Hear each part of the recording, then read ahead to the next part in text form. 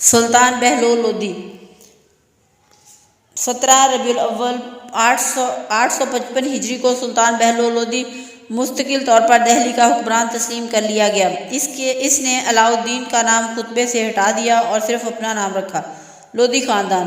اس خاندان کی اصلیت یہ ہے کہ لودھی فرقے کے بہت سے افغانی گروہ ہندوستان میں تجارت کرنے آتے تھے۔ اسی افغانی گروہ میں ایک شخص جس کا نام ملک بہرام تھا اور یہ بہرام لودھی کا دادا تھا، وہ اپنے بھائی سے ناراض ہو کر ملتان چلا آیا اور سلطان فیروز شاہ باربک کے زمانے میں وہیں رہ پڑا۔ ملک بہرام نے ملک مردان دولت جو ملتان کا حاکم تھا کی ملازمت کر لی۔ بہرام کو خدا نے 5 بیٹے دیے جن کے نام یہ ہیں: ملک سلطان شاہ، ملک کالا، ملک فیروز، ملک محمد، ملک خواجہ۔ یہ 5 بھائی باپ کے بعد بھی ملتان ہی میں رہے۔ سلطان فیروز شاہ کے دور میں خضر خان ملتان کا حکمران بن گیا اور ملک سلطان شاہ خضر خان کی ملازمت کر کے افغانوں کے گروہ کا سردار ہو گیا۔ سلطان شاہ کی قسمت اچھی تھی۔ خضر خان اور اقبال ملوکی جنگ میں ملو اقبال اور سلطان شاہ کا مقابلہ ہو گیا۔ اقبال کا زوال شروع ہو چکا تھا، لہذا وہ سلطان شاہ کے ہاتھوں مارا گیا۔ سلطان شاہ خضر خان کے مقربین خاص میں شامل ہو گیا اور اسلام خان کے لقب سے سرفراز ہوا۔ سرہند کا حاکم بنا دیا گیا۔ بہرام لودھی کے باقی 4 بیٹے بھی اپنے بھائی کے پاس رہنے لگے۔ ملک کالا بہلول کا باپ اپنے بھائی کی خاص توجہ سے دورالا کا حاکم مقرر ہوا۔ ملک بہلول کی ماں جو ملک کالا کی چچازاد بہن بھی تھی، حاملہ تھی۔ اتفاق سے مکان گر پڑا اور یہ بدقسمت عورت گھر کے نیچے دب کر مر گئی۔ چونکہ بچے کی پیدائش کا وقت قریب آ گیا تھا، لہذا اس کا پیٹ چاک کر کے فوراً بچہ نکال لیا گیا۔ یہی بچہ بہلول لودھی تھا۔ اس کی حفاظت اور دیکھ بھال بہت اچھی طرح کی جانے لگی۔ اس کے بعد ملک کالا اور نیازی افغانوں میں جھگڑا ہو گیا، جس سے ملک کالا مارا گیا اور ملک بہلول جو اس وقت ملو کے نام سے پکارا جاتا تھا، اپنے چچا اسلام خان کے پاس سرہند چلا گیا اور وہیں تربیت پائی۔ جب اس کی بہادری کے جوہر کھلے تو چچا نے اپنی بیٹی اس سے بیاہ دی اور اپنے داماد کی تعلیم و تربیت کا بہت خیال رکھنے لگا۔ اسلام خان کا اقتدار۔ اسلام خان نے دھیرے دھیرے اپنا اقتدار حاصل کر لیا اور 12,000 افغانی، جس میں اس کے رشتہ دار بھی شامل تھے، اس کے اطاعت گزار ہو گئے۔ اگرچہ اسلام خان کے اپنے بیٹے موجود تھے، مگر اس نے انتقال کے وقت یہی وصیت کی تھی کہ اس کا جانشین ملک بہلول لودھی مقرر کیا جائے۔ اسلام خان نے محمد شاہ کے زمانے ہی میں انتقال کیا۔ اسلام خان کے بعد اس کے ماننے والے 3 گروہوں میں بٹ گئے۔ افغانوں نے تو اسلام خان کی وصیت کی پوری پابندی کی اور ملک بہلول کے خیرخواہ رہے، اور بعض لوگ فیروز خان جو اسلام خان کا بھائی تھا کی طرفداری کرنے لگے۔ کچھ لوگ قطب خان جو اسلام خان کا بیٹا تھا کی خیرخواہی کرنے لگے۔ ان 3 وارثوں میں سے ملک بہلول ہی کو جانشین بنایا گیا۔ یہ اچھا جانشین ثابت ہوا اور دھیرے دھیرے اس نے پورا اقتدار حاصل کر لیا۔ ملک فیروز نے قطب خان کو بالکل کمزور کر دیا اور قطب خان اسی جھگڑے کی وجہ سے سرہند سے سلطان محمد شاہ کے پاس دہلی چلا گیا۔ قطب خان نے درباری امیروں کے ذریعے سے محمد شاہ کی خدمت میں عرض کیا کہ سرہند افغانی پٹھانوں کا مرکز ہو کر رہ گیا ہے، جس کا لازمی نتیجہ یہی ہوگا کہ ملک میں شورش اور فساد برپا ہو جائے گا۔ محمد شاہ نے ملک سکندر توفہ کو ایک بڑی فوج کے ساتھ قطب خان کی سرکردگی میں سرہند بھیجا تاکہ ملک سکندر افغانوں کو دہلی بھیج دے۔ اگر وہ بغاوت کریں تو انہیں سرہند سے جلا وطن کر دیا جائے۔ محمد شاہ نے جرت کھکھر کے نام بھی اسی طرح کا ایک حکم نامہ بھیجا۔ افغانوں کو ان حالات کی اطلاع ہوئی تو وہ سب پہاڑوں میں جا کر چھپ گئے۔ جرت کھکھر اور ملک توفہ نے افغانوں سے کہلا دیا کہ تم نے کوئی ایسا قصور نہیں کیا ہے جو ادھر ادھر خوفزدہ ہو کر پھرو۔ اس پر افغانوں نے عہد نامہ مانگا۔ ملک توفہ اور جرت کھکھر نے ایمان کی قسم کھا کر اپنے عہد کو سچا ثابت کیا۔ تب ملک فیروز لودھی اپنے فرزند شہین خان اور اپنے بھتیجے ملک بہلول کو اپنے بال بچوں کی دیکھ بھال کے لیے چھوڑ کر خود قابل اعتبار شاہی امراء جیرت خان اور ملک سکندر کے ہمراہ آ گیا۔ ملک سکندر اور جیرت نے ملک قطب خان کے بھڑکانے سے اپنا وعدہ توڑ دیا اور ملک فیروز کو قید کر دیا۔ نیز دوسرے افغانوں اور ان کے بال بچوں کو قتل کرنے کے لیے لشکر بھیجا۔ شاہین خان نے شاہی فوج کا مقابلہ کیا۔ افغانوں کے بہت سے سپاہی تو شاہین خان کے ساتھ لڑائی میں مارے گئے اور جو باقی رہے وہ زندہ گرفتار کر لیے گئے۔ جو افغان مارے گئے تھے ان کے سر سرہند لائے گئے۔ ملک فیروز خان جیرت خان کو مقتولوں کے سر دکھا کر ان کے نام بتاتا جا رہا تھا، حتیٰ کہ فیروز کی نگاہیں اپنے بیٹے شاہین خان پر پڑی۔ اس نے جرأت پر ظاہر نہ کیا کہ شاہین اس کا بیٹا ہے اور کہہ دیا کہ وہ اسے نہیں پہچانتا۔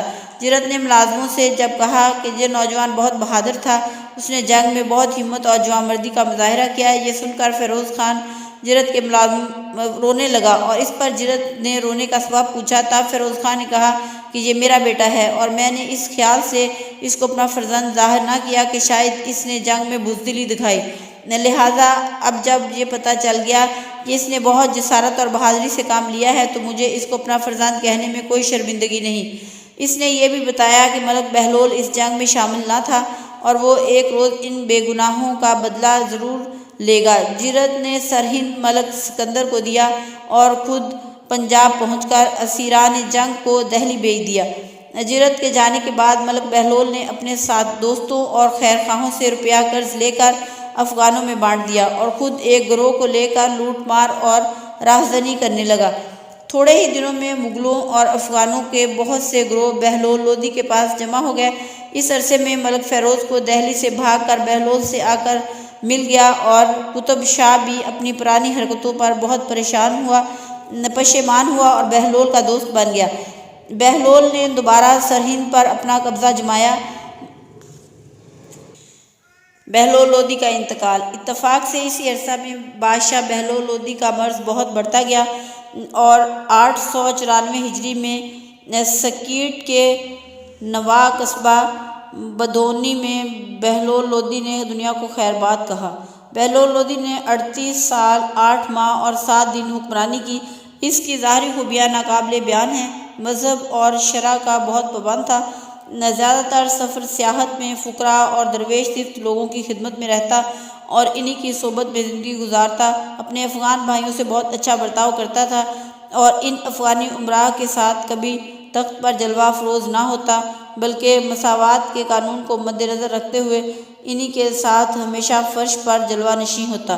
دہلی فتح کر کے سابق بادشاہوں کی جو ملکیت اور خزانہ ہاتھ آیا وہ تمام افغانی امراء میں برابر تقسیم کیا اور خود بھی ایک ہی حصہ اپنے لیے رکھا۔ اپنے گھر میں کبھی کھانا نہ کھاتا، طویلہ خاص کے شاہی گھوڑوں پر کبھی سواری نہیں کرتا تھا۔ وہ کہتا تھا کہ میرے لیے صرف سلطنت کا نام ہی کافی ہے۔ مغل سپاہ کی بہادری پر بڑا اعتماد تھا۔ یہی وجہ تھی کہ مغل شاہزادوں، بادشاہوں اور سپاہیوں کی تعداد تقریباً 20,000 ہو گئی تھی۔ جہاں کہیں کسی مقام کے لیے سن لیتا کہ یہاں پر کوئی بہادر نوجوان موجود ہے، اس کو فوراً بلاتا اور حسن سلوک سے پیش آتا۔ یہ بادشاہ بہت زیادہ عقلمند، دلیر، شجاع تھا۔ آئین جہانداری اور حکومت کے امور میں اس کو ملکہ حاصل تھا۔ کبھی جلد بازی سے کام نہیں لیتا تھا، ہمیشہ رعایا پروری اور عدل و انصاف میں اپنی زندگی گزاری۔ سلطان عادل نظام خان سکندر لودھی۔ تخت نشینی۔ سلطان بہلول لودھی کے انتقال کے بعد تمام اراکین سلطنت نے باہم مشورہ کیا اور جانشینی کے لیے ولی عہد کا انتخاب کرنے لگے۔ بعض لوگوں نے بادشاہ مرحوم کے پوتے ہمایوں اعظم کی ولی عہدی پر زور دیا، بعض لوگوں نے ان کے بیٹے باربک شاہ کو جانشین بنانے کی رائے پیش کی۔ اس وقت سلطان سکندر کی ماں، جس کا نام زیبا تھا، اس نے امراء سے کہا کہ میرا بیٹا ہر طرح تخت حکومت کے لائق ہے اور تم لوگوں کے ساتھ اس کا برتاؤ بھی ہمیشہ اچھا ہی رہے گا۔ عیسیٰ خان جو سلطان بہلول مرحوم کا چچا زاد بھائی تھا، اس نے نہایت ترش لہجے میں گالی دے کر کہا کہ سنار کا بیٹا دہلی کا تاجدار بننے کے لائق کیسے ہو سکتا ہے؟ خان خانان کرملی نے یہ سن کر بہت غصے میں کہا کہ ابھی کل تو بادشاہ کا انتقال ہوا ہے اور آج ہی سے ہم اس کی بیوی اور بیٹے کو یوں بے حرمتی نہ کریں، یہ کسی طرح ٹھیک نہیں ہے۔ اس بات کے جواب میں عیسیٰ خان نے کہا کہ تمہارا مرتبہ ایک ملازم سے زیادہ نہیں، لہٰذا تم ہم رشتہ داروں کے معاملات میں دخل دینے کی ہمت نہ کرو۔ خانان کو بہت طیش آیا۔ اس نے کہا کہ میں سوائے سلطان سکندر کے اور کسی کا ملازم نہیں ہوں۔ یہ مجلس سے اٹھا اور اپنے ہم خیال امراء کے ہمراہ بادشاہ کا جنازہ لے کر قصبہ جلالی میں جا پہنچا اور سلطان سکندر کو لے کر ایک بلند جگہ جو بیاس کے ساحل پر واقع ہے اور کوشک فیروز شاہ کے نام سے مشہور ہے، وہاں سلطان سکندر لودھی کو تخت پر بٹھایا۔ سلطان سکندر نے اپنے والد کی لاش کو تو دہلی بھیج دیا اور خود عیسیٰ خان پر حملہ کرنے کے لیے پہنچا۔ عیسیٰ خان اس سے پہلے شکست کھا گیا اور سکندر خان نے اس کے گناہ بخش دیے اور خود دہلی چلا آیا۔ سلطان سکندر کا کردار بھی بہت اچھا تھا، باغ کی طرح یہ بھی حسن اخلاق کا مجسمہ تھا۔ ہر ایک افغان سے بہت اچھا برتاؤ کرتا، اپنا بھائی سمجھتا۔ بادشاہ تمام امرائے دولت اور اراکین کے سامنے تخت نشین ہوا۔ تخت نشینی کے وقت اس کے 6 بیٹے تھے: ابراہیم خان، جلال خان، اسماعیل خان، حسین خان، محمود خان، اعظم، ہمایوں خان۔ سکندر لودھی کا کردار، شخصیت۔ نظام الدین احمد اپنی تاریخ میں لکھتا ہے کہ سکندر لودھی کی زندگی کے حالات لکھنے میں مورخوں نے مبالغہ سے کام لیا ہے اور خاص کر اس کی تعریف کرنے میں مبالغہ کیا ہے۔ بہرکیف جو کچھ مورخین نے لکھا ہے، اس کا اجمالی اور قابل ذکر تذکرہ یہ ہے کہ سکندر لودھی ظاہری اور باطنی دونوں طرح کی خوبیوں سے مالا مال تھا۔ اس کا شہرہ دور دور تک تھا۔ اس کے دوران حکومت میں ہر چیز کی قیمت بہت کم تھی اور رعایا نہایت سکون و آرام کی زندگی گزارتی تھی۔ یہ ہر روز دربار منعقد کرتا اور عوام کی ایک ایک فریاد سنتا۔ بعض اوقات تو ایسا ہوتا کہ بادشاہ امور سلطنت سر انجام دینے میں صبح شام تک مصروف رہتا۔ یہ 5 وقت کی نماز ایک ہی مجلس میں پڑھ لیتا۔ اس کے دور حکومت میں ذمہ دار بہت کم سرکشی کرتے تھے اور سب نے بادشاہ کی اطاعت و فرمانبرداری قبول کر لی تھی۔ بادشاہ امیر، غریب، توانا اور کمزور، بوڑھے، جوان سب کے ساتھ ایک طرح کا برتاؤ کرتا اور انصاف و عدل سے کام لیتا۔ خدا سے بہت ڈرتا تھا، خلق خدا پر رحم و کرم کی بارش کرتا، خواہشات نفسانی کو ترجیح نہیں دیتا تھا۔ روایت ہے کہ جس زمانے میں سلطان سکندر لودھی اپنے بھائی باربک شاہ سے جنگ میں مصروف تھا، اس وقت ایک فقیر آیا۔ اس نے سلطان سکندر کا ہاتھ دیکھ کر کہا کہ تیری فتح ہوگی۔ اس پر بادشاہ نے غصے میں اپنا ہاتھ چھڑا لیا اور کہا کہ جب 2 مسلمانوں میں مار کا آرائی ہو رہی ہو تو کبھی یک طرفہ فیصلہ نہ کرنا چاہیے، اور یہ کہنا درست ہے کہ خدا کرے ایسا ہو جس میں اسلام کی بھلائی ہو۔ سکندر لودھی ہر سال میں 2 مرتبہ فقراء اور غرباء اور درویشوں کی فہرست منگاتا، پھر حسب ضرورت ہر ایک کو وظائف اور عطیات دیا کرتا تھا اور 6 مہینے کے بعد ہر ایک کو وظیفہ دیا کرتا۔ سردیوں میں شالیں اور گرم کپڑے عطا کرتا۔ ہر جمعہ کو شہر کے تمام فقراء کو روپیہ تقسیم کرتا۔ روزانہ اناج اور کچھ کھانا پکوا کر غریبوں میں بانٹتا۔ اس کے علاوہ تقریباً ہر سال فتوحات کا ہیلہ کر کے کثیر تعداد میں روپیہ فقیروں اور غریبوں کو دیتا تھا۔ سکندر لودھی کے دربار کا جو امیر اور درباری راہ خدا میں روپیہ دیتا اور خیرات وغیرہ کرتا، غریبوں کو وظیفہ دیتا، بادشاہ اس سے بہت خوش رہتا اور کہتا کہ تم نے خیر و برکت کی بنیاد رکھی ہے، اس لیے امور دنیا میں کبھی ناکامی نہ ہوگی۔ ایسے لوگ بادشاہ کی نگاہ میں اپنی عزت بڑھانے کے لیے شرع کے موافق اپنا مال مستحقین کو بھجواتے اور بادشاہ ایسے لوگوں سے بہت خوش رہتا تھا۔ سکندر کی دانش مندی کا ایک واقعہ۔ گوالیار کے رہنے والے کوئی 2 بھائی تھے۔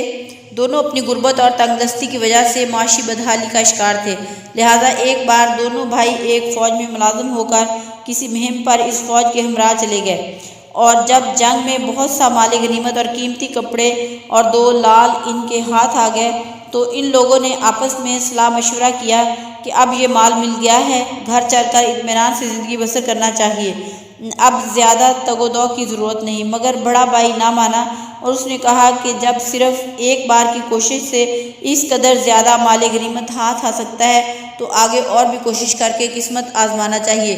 یہ سوچ کر سارا مال دونوں بھائیوں نے باہم تقسیم کر لیا۔ ایک ایک لال بھی ملا۔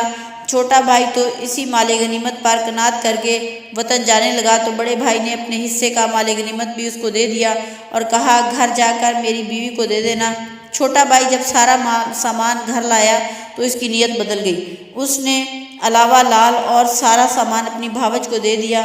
جب بڑا بھائی 2 سال کے بعد گھر واپس آیا اور اپنی بیوی سے کہا کہ مال غنیمت دکھاؤ، بیوی نے سب چیزیں جو چھوٹے بھائی نے لا کر دی تھیں اس کے سامنے رکھ دی۔ بڑے بھائی نے دیکھا کہ اس سامان میں لال نہیں تھا۔ اس نے بیوی سے پوچھا کہ لال کہاں ہے؟ بیوی نے کہا کہ تمہارے بھائی نے لال دیا ہی نہیں تھا۔ بڑا بھائی ناراض ہو کر چھوٹے بھائی کے پاس گیا اور کہا میرا لال کہاں ہے؟ اس نے جواب دیا میں نے تمہاری بیوی کو دے دیا ہے، مگر بیوی نے مسلسل انکار کیا، مگر دونوں بھائی بیوی کو ہی چور سمجھتے رہے۔ بیوی نے کہا اچھا میں تم لوگوں کو کل جواب دوں گی۔ اس لیے وہ شہر کے بڑے قاضی بھورے میاں کے پاس پہنچی، مگر بھورے میاں نے بھی اس کی کوئی خاص مدد نہ کی اور عورت وہاں سے بھی مایوس ہو کر چلی آئی، کیونکہ گواہ جو ان لوگوں نے مہیا کیے تھے انہوں نے عورت کے خلاف گواہی دی، اس لیے یہ ناکام رہی۔ اب اسکندر لودھی کو ان باتوں کی اطلاع ہوئی اور اس نے عورت اور دونوں بھائیوں کو دربار میں بلایا اور کہا کہ تینوں موم پر لال کی صحیح تصویر بنا کر پیش کریں۔ اس پر دونوں بھائیوں اور گواہوں نے اس کی تصویر بنائی۔ عورت سے بھی کہا کہ تم بھی بناؤ۔ اس نے بنانے سے انکار کر دیا کہ جو چیز دیکھی نہیں وہ اس کے نقش بھی ذہن میں نہیں ہے، اس کو موم پر کیسے اتار سکتی ہے؟ اور گواہوں نے جو شکل بنائی تھی وہ بھی ان دونوں بھائیوں سے بالکل مختلف تھی، جس سے ثابت ہوتا تھا کہ گواہ جھوٹے ہیں۔ بادشاہ نے ان تمام تصویروں کو اپنے پاس رکھا، پھر بھورا خان سے کہا کہ وہ گواہوں سے کہے کہ اگر ان لوگوں نے سچ نہ بولا تو جان لے لی جائے گی۔ گواہوں نے جب جان کا خطرہ دیکھا تو جھوٹ بولنے سے گریز کیا اور بادشاہ کو حقیقت حال سے آگاہ کر دیا۔ اس کے بعد چھوٹے بھائی پر بھی نہایت سختی کی، تب اس نے بھی ٹھیک بات بتا دی۔ اس طرح غریب عورت پر جو چوری کا الزام لگ رہا تھا اس سے نجات ملی۔ اسکندر لودھی کی عقل و فراست کی یہ ایک مثال ہے۔ علمی ذوق۔ اسکندر کو شعر و شاعری سے بھی بہت تعلق تھا۔ وہ ایک ستھرا مزاج رکھتا تھا، بہت زیادہ باذوق تھا، طبیعت شاعری کی طرف مائل تھی، عمدہ پاکیزہ اشعار لکھا کرتا تھا۔ اس کا تخلص گلرکھی تھا۔ اس کا خاص مصاحب اور مقرب شیخ جنابی کمبو تھا۔ اسی بادشاہ کے دور حکومت میں فرنگ سکندری اور دوسری علمی و ادبی کتابیں لکھی گئیں۔ فرنگ سکندری کا مصنف لکھتا ہے کہ اسکندر لودھی نے 28 سال 5 مہینہ حکومت کی۔ ابراہیم لودھی بن سلطان اسکندر لودھی۔ تخت نشینی۔ سلطان اسکندر لودھی کا انتقال آگرہ میں ہوا اور اس کا سب سے بڑا فرزند ابراہیم لودھی تخت نشین ہوا۔ اس نے اپنے اعزاز اور اقربا سے جو برتاؤ کیا وہ اس کے باپ اور دادا کی روش کے بالکل خلاف تھا۔ اس نے ہر ایک افغانی پٹھان سے صاف کہہ دیا کہ میرا کوئی رشتہ دار نہیں، اور اگر بالفرض رشتہ داری ہے بھی تو ہر ایک شخص بادشاہ کا نوکر ہے، لہٰذا عزیزوں رشتہ داروں کو بھی نوکروں کا درجہ ملا۔ اور وہ افغانی امراء جو سلطان سکندر اور اس کے باپ کے وقت میں تخت شاہی پر جلوہ افروز ہوتے تھے اب وہ دربار شاہی میں کھڑا رہا کرتے۔ اس سے تمام افغانی امراء ابراہیم لودھی کے خلاف ہو گئے، کیونکہ شہزادہ ابراہیم نے بجائے خلوص کے یہ ناروا برتاؤ قائم رکھا۔ اب تمام امراء نے مل کر یہ فیصلہ کیا کہ ابراہیم لودھی دارالحکومت دہلی سے جوناپور تک حکمرانی کرے اور جوناپور میں شہزادہ جلال حکمران ہو اور ممالک شرقیہ اس کی نگرانی میں ہوں۔ یہ معلوم کر کے شہزادہ جلال ان امراء کی رائے پر عمل کرتے ہوئے جوناپور اور کالپی کے اراکین کو ہمراہ لے کر ممالک شرقیہ گیا اور جوناپور کے تخت پر بیٹھا۔ اس نے گرد و نواح کے تمام امراء اور عاملین کو اپنا فرمانروا اور بہی خواہ بنا لیا۔